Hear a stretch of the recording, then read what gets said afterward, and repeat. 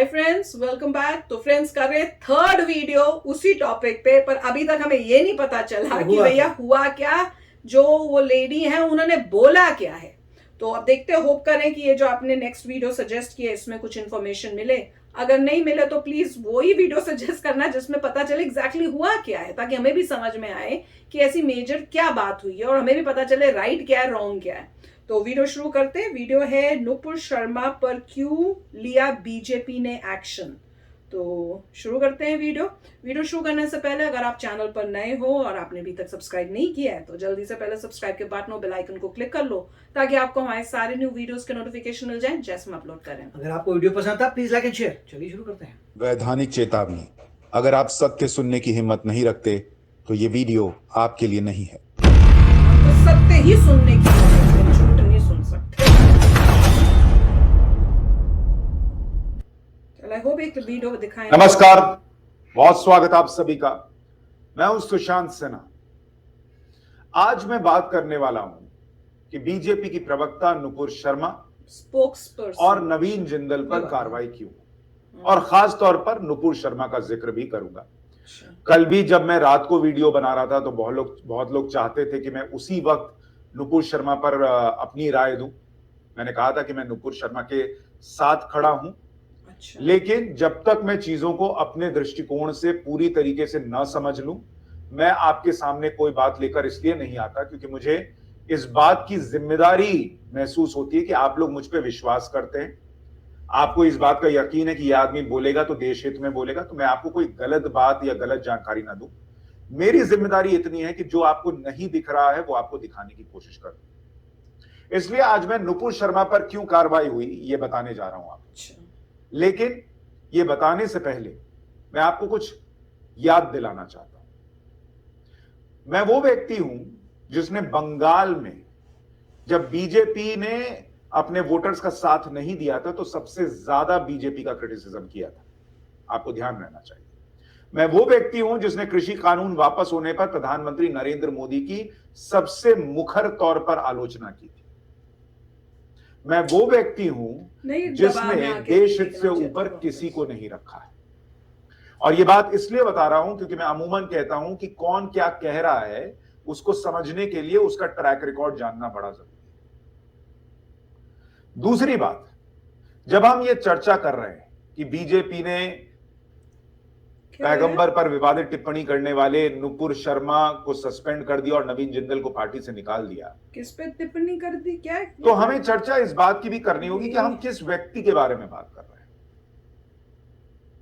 हम बात कर रहे हैं उन नरेंद्र मोदी के बारे में। ये याद रखिएगा, बहुत ध्यान से सुनिएगा। उन नरेंद्र मोदी के बारे में बात कर रहे हैं जिन्होंने कभी भी आलोचनाओं के बारे में सोचकर एक्शन नहीं लिया। और मैं ये इसलिए कह रहा हूं, आपको कुछ उदाहरण देता हूं। उनके जो सबसे बड़े क्रिटिक्स हैं या उनके जो सबसे बड़े आलोचक हैं, उनकी चिढ़ ही इस बात की है कि यह आदमी प्रेशर में क्यों नहीं आता। जैसे जब बीजेपी के कुछ नेताओं ने यह नारा दिया था कि देश के गद्दारों को गोली मारो, बीप बीप बीप, दुनिया चीखती चिल्लाती रह गई, लेकिन नरेंद्र मोदी ने, बीजेपी ने उन पर कोई एक्शन नहीं लिया, ये कहते हुए कि भाई देश के गद्दारों पर अगर एक्शन की बात है तो क्या गलत है, देश के गद्दारों से क्या मोहब्बत होनी चाहिए। कपिल शर्मा, माफ कीजिएगा, कपिल मिश्रा जो बीजेपी के नेता हैं, दिल्ली दंगों के वक्त उन पर बहुत प्रेशर बनाया गया कि कार्रवाई हो जाए कि इसी आदमी ने दंगे करा दिए, पूरा इकोसिस्टम लग गया, लेकिन नरेंद्र मोदी ने एक्शन नहीं लिया क्योंकि उनको पता था कि इस आदमी ने नहीं किया है। ऐसे दसियों उदाहरण आपको मिल जाएंगे। मोदी मंदिर क्यों जाते हैं, मोदी फलाना क्यों करते हैं, ये चीजों पर कितना क्रिटिसिज्म हो जाए, नरेंद्र मोदी ने नहीं छोड़ा। 370 हटाना था हटाया, घुसकर पाकिस्तान को ठोकना था ठोका।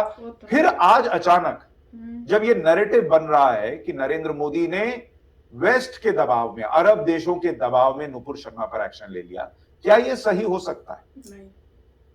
जो जानकारी मैंने जुटाई उसके मुताबिक जो पता चल रहा है वो ये कि नुपुर शर्मा ने जो बयान दिया था उसको तो काफी वक्त हो गया। अच्छा। अगर एक्शन होता तो सीधा नुपुर शर्मा पर तभी हो गया होता, लेकिन जो ट्वीट नवीन जिंदल ने किया और सीधा उसमें जो बातें लिखी, जो कि काफी आपत्तिजनक थी मुसलमानों के लिए और इस्लाम को मानने वालों के लिए। वहां से मामला बहुत तेजी से बिगड़ा। तो इस पूरे एक्शन के पीछे बड़ी वजह नवीन जिंदल का ट्वीट भी है, ये याद रखिएगा। और जब मैं आपसे ये कह रहा हूं तो ये एक्शन क्यों हुआ आपको ये बताऊंगा, और आपको इसका जवाब पता कहां मिलेगा? पृथ्वीराज चौहान एक फिल्म आई है उसमें मिलेगा। आप कहेंगे ये अजीब सी बात आप कर रहे हैं, मैं अभी आपको बताऊंगा कैसे। लेकिन क्योंकि वेस्ट का दबाव है इसलिए एक्शन हो गया, इसलिए आपको ये पढ़कर सुना रहा हूं कि जो organization of Islamic corporation OIC संस्था है, उसने जब भारत को इसमें घेरने की कोशिश की कि यहां मुसलमानों के साथ गलत हो रहा है, तो भारत ने कहा कि इतनी संकीर्ण सोच मत रखिए, हम जो करते हैं वो करते हैं। तो भारत ने OIC को और जिन लोगों के दबाव में कहा जा रहा है कि ये किया गया है, उनको तुरंत जवाब दिया है कि आपकी सोच संकीर्ण है, भारत की सोच संकीर्ण नहीं है। मतलब उनको पलटकर जवाब दिया। तो वो नैरेटिव बहुत ज्यादा सेट होता दिखता है। ऐसे कौन से लोग हैं, ये कौन है जिनकी वजह से ये हुआ? ये मैं आपको जवाब पहले इसको पढ़िए। फरहान अख्तर ने ट्वीट किया और कहा कि दबाव में मांगी गई माफी कभी दिल से नहीं। अच्छा, समझ रहे हैं? दिस मैन ये हमेशा पंगे वाली बातें ने कोई माफी नहीं मांगी थी, तब तक ये लोग कह रहे थे कि नुपुर शर्मा ने तो माफी नहीं मांगी।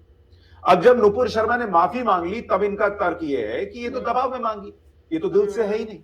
अरे तो क्या करे, अपनी गर्दन काट के दे दे, सर तन से जुदा कर, और नहीं तो क्या।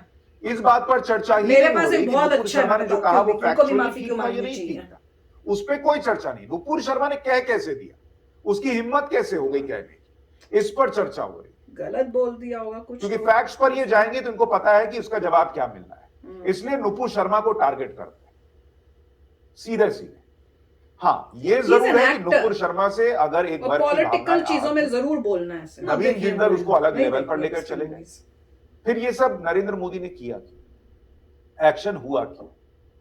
इसलिए अगर आप पृथ्वीराज चौहान फिल्म देखेंगे, उसमें एक सीन है, हमारे को पहले बता, जब दूसरी बार गौरी हमला करता है पृथ्वीराज चौहान पर और कहा जाता है कि रसद खत्म हो रही है, अगर ऐसे युद्ध चला तो हम लोग तो हार जाएंगे, ये हिंदुस्तानी जो हैं ये तो मिट्टी से इतना प्यार करते हैं कि ये हारने को तैयार नहीं है। तो गौरी पलटकर एक बात कहता है, क्या? और गौरी पलटकर क्या कहता है आपको पता है? वो कहता है, जिन लोगों ने फिल्म देखी होगी उन्हें अभी याद आ जाएगा, और जिन्होंने नहीं देखी मैं उनके लिए बताता हूं। गौरी पलटकर ये कहता है कि हिंदुस्तान या आप कह लीजिए पृथ्वीराज चौहान इसलिए जीत रहा है, उसके लोग इसलिए जीत रहे हैं क्योंकि उनके पास युद्ध लड़ने की एक मुकम्मल वजह है। हमारे पास यानी गौरी के पास कोई वजह नहीं। वो कहता है हमारे लिए एक जमीन का टुकड़ा है, हमारे लिए ये बुत है, पत्थर है, उनके लिए भगवान है, हमारे लिए वो किसी तरीके से जीत हासिल करना है, उनके लिए अपनी मां की इज्जत बचाना है। तो हमारे पास कोई मकसद नहीं है, इसलिए हम हार रहे हैं। आज की तारीख में जो ये एक्शन हुआ उसके पीछे एक बड़ी वजह यह बताई जाती है कि नरेंद्र मोदी सरकार, बीजेपी इस बात के नैरेटिव को तोड़ना चाहती है, उस प्रोपेगेंडा को तोड़ना चाहती है जिसमें हिंदू मुसलमान की एक बहुत बड़ी जंग की तैयारी कराई जा रही है। लग रहा है मुझे, और इस बात को बहुत गंभीरता से बहुत मतलब डिवाइड करने की बात अच्छी नहीं लगेगी। उन्हें लगेगा कि क्यों मैं सीधे आकर सरकार को ठोक क्यों नहीं रहा हूं, बीजेपी को ठोक क्यों नहीं रहा हूं।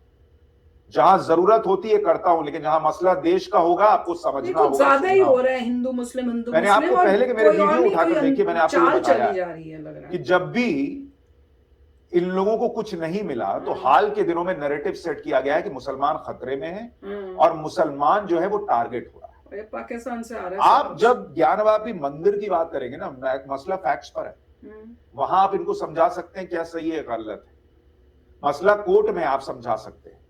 लेकिन जब आप पैगंबर पर कुछ बोल देंगे ना तो वही मसला आ जाएगा कि इनको भड़काने का आप इतना बड़ा मकसद दे देंगे कि फिर ये रोके नहीं रुकेंगे। इस बात को समझिए। और आप ये कहने को कह सकते हैं कि हम तो 100 करोड़ हिंदू हैं, हमको डरने की क्या बात है। बहुत 100 करोड़ हिंदू की बात नहीं है या 25 करोड़ मुसलमान की बात नहीं है। जब देश जलेगा ना तो देश जलता है। और इसीलिए इस बात को समझते हुए कि आपको हिंदुओं में कुछ गलत है उसका क्रिटिसिज्म करना है कीजिए, मुसलमानों में कुछ गलत है उसका क्रिटिसिज्म करना है कीजिए, लेकिन ना आप हिंदुओं के आराध्य पर जाइए ना आप मुसलमानों के पैगंबर पर। आप पैगंबर को गाली देके क्या हासिल करेंगे मुझे ये बताइए। क्या आपको लगता है 1% के लिए भी क्या आप पैगंबर को गाली देंगे और मुसलमान जो है इस्लाम छोड़ देगा और हिंदू हो जाएगा? या आपको लगता है कि वो हिंदू धर्म की 10 बुराइयां गिना देंगे तो आप हिंदू धर्म छोड़कर इस्लाम कबूल कर लेंगे? इससे सिर्फ एक ही चीज होगी और वो होगा देश जलेगा। आपको हिजाब पर बात करनी है, आपको अगर बात करना है कि 3 तलाक गलत है, इस पर चर्चा कीजिए। इस्लाम की कुरीतियां गिना सकते हैं आप, उसमें जो गलतियां गिना सकते हैं, हिंदुओं में कुछ गलतियां हैं वो गिना सकते हैं, समाज सुधारने की कोशिश कर सकते हैं। लेकिन अगर आप आराध्य पर जाएंगे तो एक बात ध्यान रखिए, बेसिक फर्क है हिंदू और मुसलमान में। आपको पसंद आए या ना पसंद आए, पता है हिंदू 10,000 चीज सुनकर भी चुप रहेगा, वो शिवलिंग का मजाक सुनकर भी चुप मैं वही रहेगा। बोलने वाली थी, लेकिन दूसरी तरफ ऐसा नहीं है। वही मैंने बोला। और इस बात को समझते हुए कि ये छोटा सा बयान इतनी बड़ी चिंगारी है।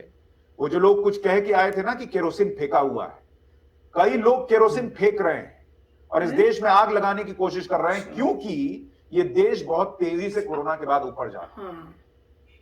और इसमें फॉरेन जो है ना लोगों के भी हाथ हैं कि किसी तरह से यहाँ पे किसी नुपुर शर्मा पर एक एक्शन या नवीन जिंदल पर एक एक्शन अगर उस आग पर पानी डालने का काम करता है तो नरेंद्र मोदी ने देश, धर्म और पार्टी, इन तीनों में से देश को चुना। वो हमेशा देश को फिर याद दिला रहा हूं, जब कृषि कानून वापस हुआ था तो मैंने खुलकर आलोचना की। आप में से कुछ लोगों को मेरी बात पसंद नहीं आ रही होगी, मुझे ये भी पता है। हिंदुओं की जितनी बात मैं करता हूं शायद ही कोई और पत्रकार करता होगा। ये याद रखिएगा, उन्होंने यही देखा था और 10,000 बार सोचिएगा। लेकिन मैं ये भी आपको स्पष्ट कर दूं कि मेरे लिए मेरे धर्म से ऊपर मेरा देश है।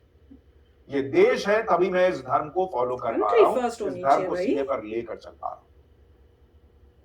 और बड़ा सीधा सा आकलन है, इस देश में आग लगाने की कोशिश है और उस आग को रोकने के लिए बहुत टाइम से चल उस रहा है। जगह पर जहां चोट की गई उसको रोकने के लिए ये किया गया। कई इस्लामिक देश हैं जिन्होंने भारत का विरोध नहीं किया है। कतर ने कर दिया, ईरान ने कर दिया, लेकिन आप देखिए यूएई ने नहीं किया भारत का विरोध, बांग्लादेश ने नहीं किया, सबसे ज्यादा मुस्लिम आबादी रहती है इंडोनेशिया में, नहीं किया। नरेंद्र मोदी वर्ल्ड प्रेशर से चलने वाले व्यक्ति नहीं है भाई साहब। आप देखिए कानपुर में राष्ट्रपति और पीएम की मौजूदगी में दंगा करने की कोशिश हुई, वहां पर हालात बिगाड़ने की कोशिश हुई। ये सब चीजें देखकर आपको समझ में नहीं आता कि कैसे एक नैरेटिव सेट हो रहा है कि मुसलमानों को खड़ा कर दो, पत्थर चलाओ, हिंसा करवाओ। ये एक नैरेटिव सेट हो रहा है। देखा मैंने कहा ये तो और इस नैरेटिव का कहीं बाहर से पार्ट आ है रही है ये सब चीजें कि किसी तरीके से जो नरेंद्र मोदी की पॉपुलैरिटी है उसको कम करो। आज मैं देखता हूं बहुत सारे लोग आज बीजेपी से सवाल पूछ रहे हैं, नरेंद्र मोदी से सवाल पूछ रहे हैं। कमेंट्स में हमारे भी तो नेगेटिव बोलने की कोशिश हो रही है, आपका अधिकार है, लेकिन ये नैरेटिव का पार्ट है। जैसे मैंने आपको उस दिन कहा था 90 का कश्मीर और 2022 की कश्मीर में जो हो रहा है वो सेम नहीं है। उस वक्त कब्जा करने की लड़ाई थी, अभी वो लोग मर रहे हैं, वो टेररिस्ट, वो अपनी जिंदगी बचाने की लड़ाई लड़ रहे हैं टारगेटेड किलिंग करके कि आप सरकार को घेरिए और गोली रुके। ये सेम चीज, ये पूरा नैरेटिव ही इस बात के लिए है कि किसी तरीके से आप सरकार को घेरें, नरेंद्र मोदी को घेरें और कहें कि ये तो हिंदुओं के खिलाफ है। और एक बार हिंदू उनसे अलग हो गया, नहीं होगा, मुसलमान इस पूरे चक्र में इनके साथ आ गया जो दूसरा विपक्ष बैठा है, उसके बाद कहानी सेट है।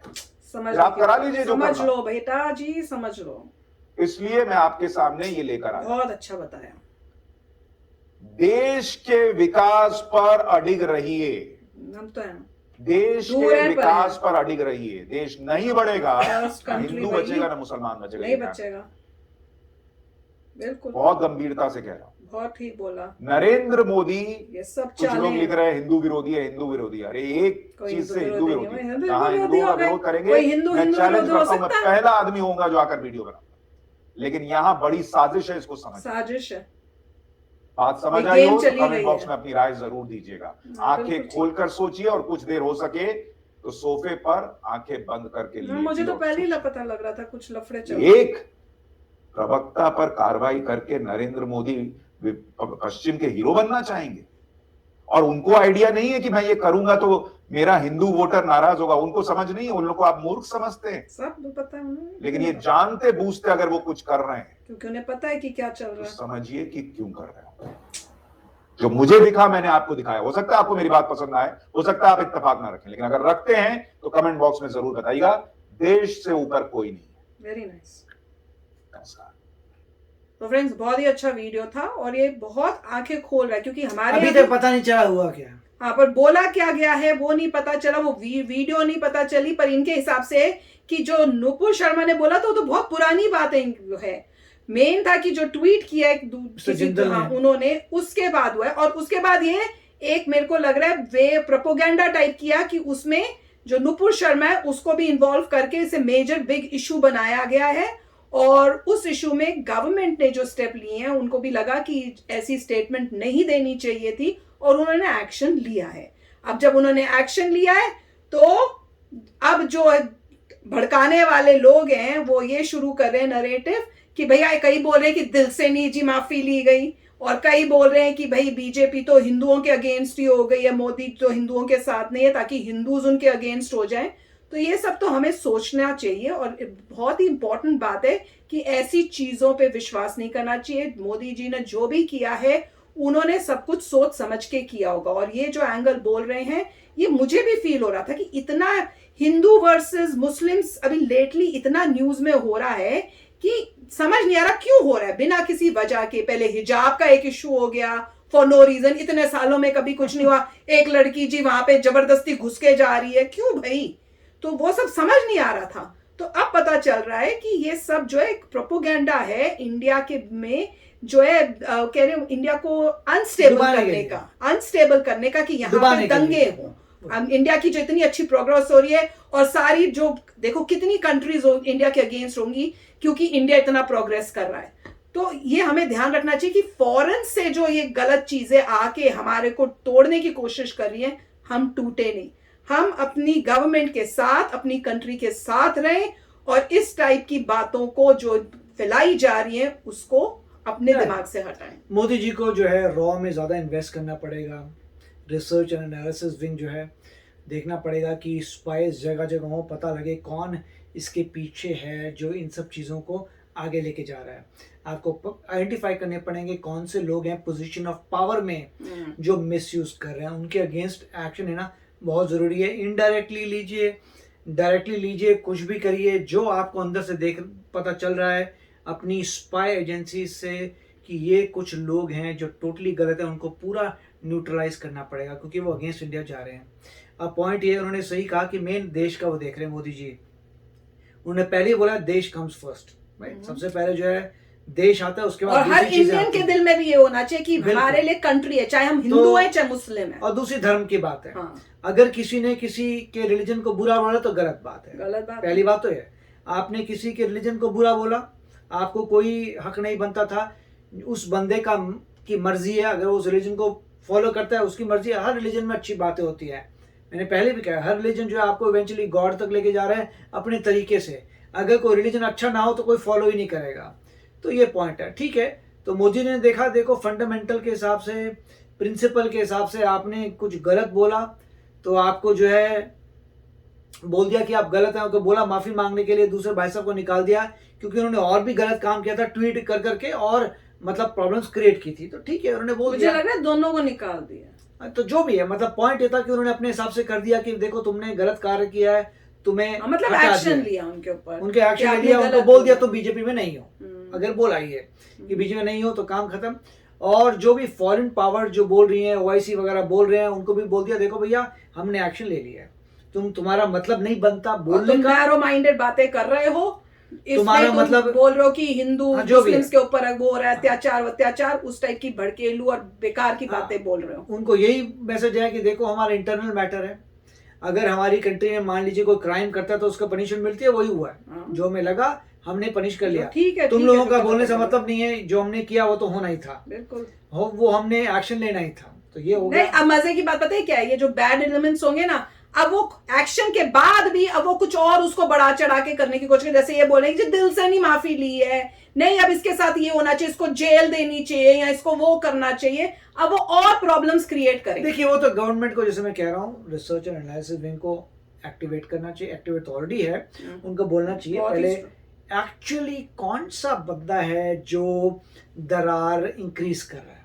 उनको पहले ये और नोटिफाई बाहर से कौन फंड कर रहा है, कौन फंड क्या है, कौन ऐसा इंसान है जो एक्चुअली ट्विस्टेड माइंड है, जो अपनी कंट्री को डुबाने में लगा हुआ है, बिल्कुल कौन सा बाहर का इंसान है जो हमारी कंट्री को डुबाने में लगा है बिल्कुल और उसको न्यूट्रलाइज करना है। बिल्कुल। फ्रीडम ऑफ स्पीच है, आप बोल सकते हैं जो बोलना है, मगर अगर पता लगा कि आपका कोई और मोटिव है इसके बीच में कि लड़ाई झगड़ा हो जाए या बीजेपी पावर से हट जाए, ये सब हो मुझे जाए, वही लग रहा तो है, इमीडिएटली उनको जो है एक्शन लेना मुझे पड़ेगा वही लग रहा है, ये और हो वो रहा मेरे है। ख्याल से रॉ के साथ ही मिलकर करना पड़ेगा।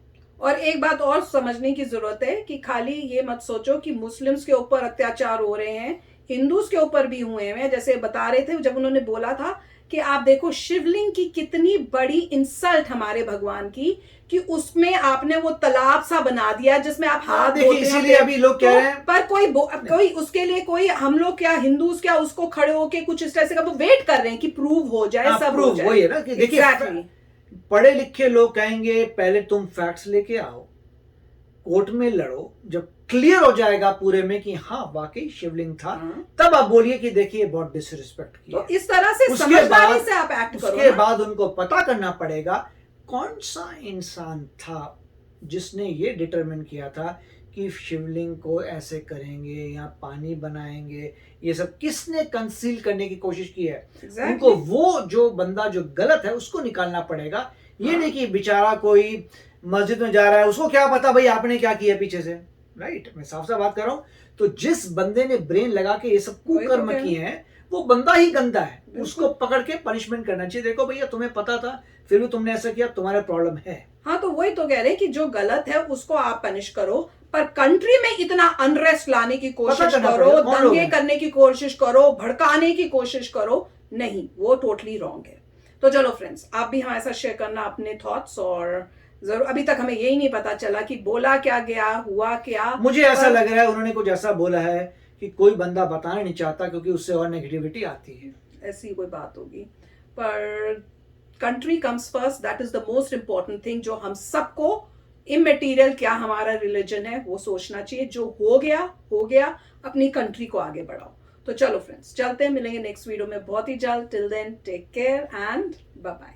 तो अगर आप मेरे इस चैनल पे नए हो तो जल्दी से सब्सक्राइब के बटन को हिट करो और बेल आइकन को क्लिक करो ताकि आपको मेरा जब नया वीडियो मैं लगाऊं आपको उसके बारे में जल्दी से पता चल जाए।